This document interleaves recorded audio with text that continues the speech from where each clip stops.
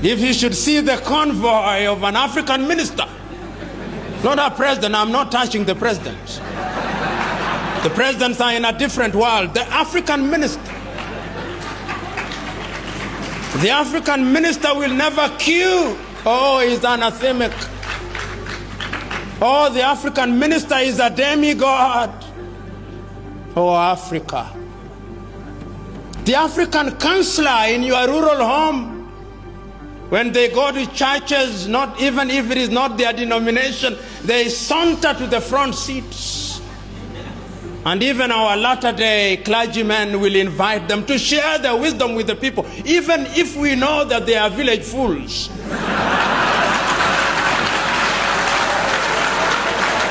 What happens is that it appears that the electorate has allowed the so-called leader, because many of them are misleaders, to remain in their positions of power and to acquire as much as they can, on the understanding that periodically their loot will be shared with them. It is some kind of Robin Hoodism of a latter-day kind. And this Robin Hood kind of politics is a little bit different, at least from my understanding. Robin Hood robbed the rich in order to share with the poor.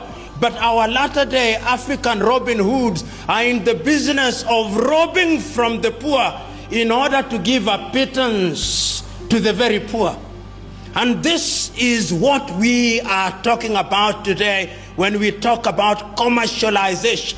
So that if you ask any typical African politician, how much does it cost you to be elected into parliament, they'll tell you it is in the millions. It is in the millions, and the millions they spend is perhaps 10 times more than they'll ever earn through their legitimate salaries.